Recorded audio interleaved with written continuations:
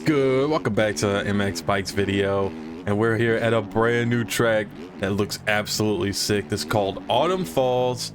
Link will be in the description. This is a free track, and you know what, I decided to hop out on the 450 today, so give me a few laps to get used to it again.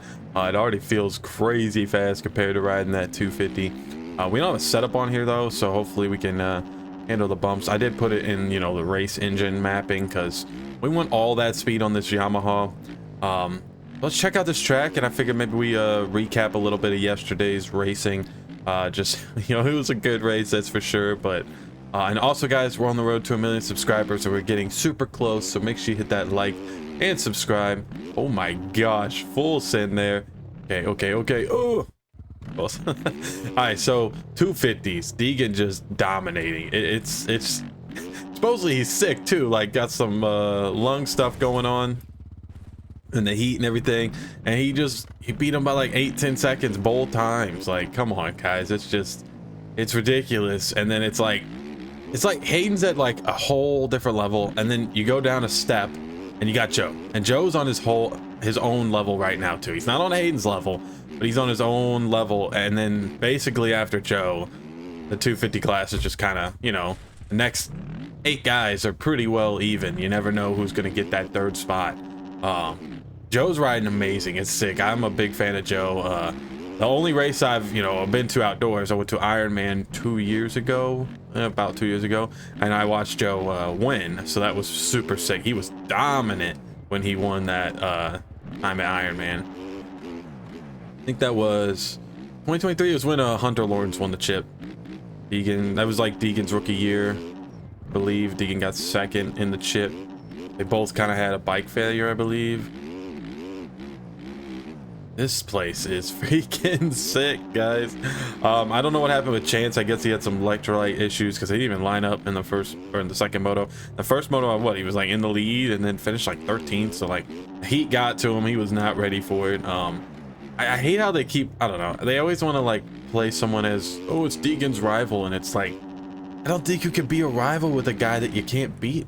Like, he's beaten him like once.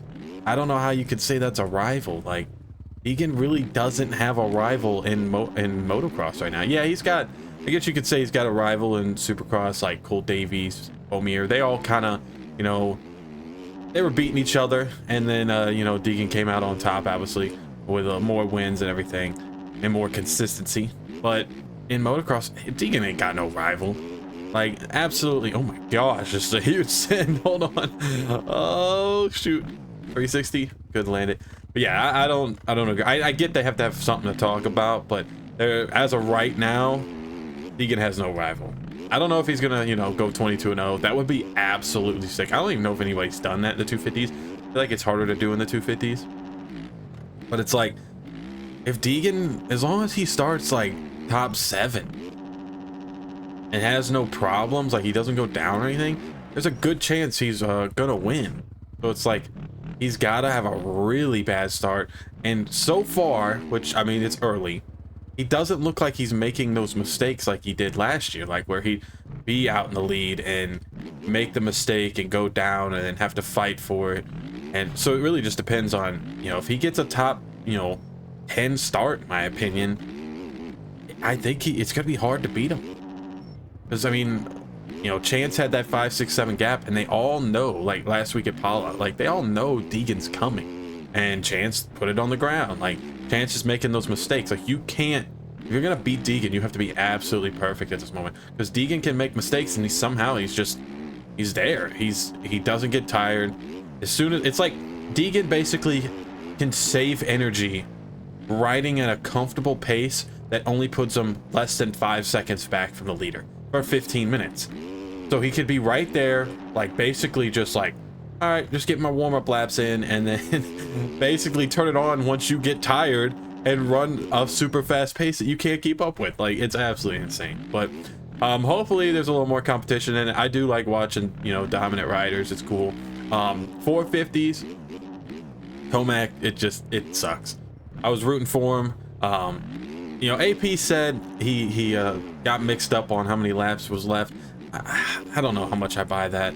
I think he just got tired, to be honest. I could be wrong. Nothing against him. You know, I don't know, but it's just like, it was odd to me. Like maybe once he realized he screwed up, he was like cooled down in his mind because he thought the race was over. So I could see that, I guess, aspect, because he dropped like 10 seconds in the last 2 laps. So maybe like in his mind, he's like, he just used all his energy because Tomac was making a charge. So he used all his energy thinking it was the last 2 laps, and then it wasn't, and Tomac got around and he just did not have any more fight with him, because I mean Jet almost passed him. It was close. Like one more lap he would have been 3rd, but it was a good ride by AP. It sucks that it's happened to him 2 years in a row with Chase last year. And honestly, I know you could say this, you know, if anybody's there, but if Chase was there, I think Chase was winning that race, because Jet didn't look amazing. Obviously the second moto, Jet just did what Jet did. Got a start. No one was really up there to challenge him. He just managed his gap. Like, J Coop is close. I think J Coop is getting close to being able, I'm not saying a title threat right now, but I think he's getting close to be someone that could push Jet and maybe challenge a moto or 2 when Jet's having an off day. So he's getting close. He gets good starts. He's fast. I think he needs a little more endurance. And because he used to lead last year over Chase and Hunter, and then it's just his endurance couldn't make it the full 30 minutes. So I think soon within this season, I would assume we're going to see him. I don't know if he's going to win a moto, but I think you're going to see him battle a little more, because he was up there, but he wasn't really battling with Jet. He was just kind of, you know, holding second place. And then Hunter Lawrence still looking top 5 guy. I don't really see him. Honestly, I don't really see him battling for, you know, first place at the moment. I think you got Jet.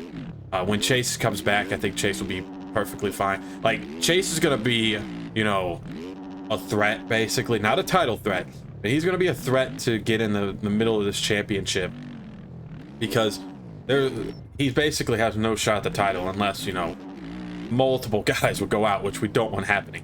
So when that's off his mind, he's just going to go out there and race freely, and you're going to see him, you know, win some motos and all of that type of shit. So that is definitely going to keep it interesting. I'm excited for Chase to come back, because that will put a little buffer in there, and Jet will have to worry about that while worrying about people who are in the title, which basically right now it's like AP. I think J Coop's close, and then Tomac. Tomac, yeah, it's just a bad start. Got that guy hit him. I was rooting for him. I wanted him to get the dub, and I want this title fight to be close. I don't want, you know, it's probably gonna be a snooze fest kind of with 250 title fight. I mean, Egan, yeah, Shimoda's right there. Shimoda's like 12 points back, so it's not over, obviously. But then after Shimoda, it's already 33 points after 2 rounds, guys. Like, he's already got a whole moto on them after 2 rounds besides Joe. So if Joe keeps it up, we should have a close title fight, but Joe would have to start beating Hayden to really make this interesting. Because if Hayden just keeps going 1-1, like, he's just gonna run away with this real quick. But we need to slow it down in the 450s. I want a good long battle this year. I don't want Jet to just ride off into the sunset. I do think Jet's gonna win it. Now, if Tomac, the bike does not look like he's super comfortable. I could be wrong, but it doesn't look like he's crazy comfortable on that bike at the moment. I think they're still trying to figure things out, because, you know, Willie hasn't rode in full-time motocross, since 2022, so he's probably trying to figure it out. Also, I'm sure it's a little like awkward with the fact that he's probably, you know, leaving because they don't have room for him. So I don't know, but I hope he rode really good in that first moto. It's just like, that was his track. That was one of his good, you know, strength tracks. We saw, you know, when there's a Jet strength track, Jet's just gone, like last week. So you got to capitalize on those, which I guess, you know, he kind of did, but then kind of didn't. I think honestly it would have been perfectly fine. It's just that crash, it's kind of screwed him. It sucks that crash happened, because I think he would have been top 3 in that race, and he definitely would have been on the podium. He was like 5 guys in front of him from like 9th to whatever 4th were all right there. He would have got around him with ease if he didn't go down. I just feel like you could tell when he went down, he just looked pissed off, you know what I mean? Just kind of like screwed it up. But he'll come back.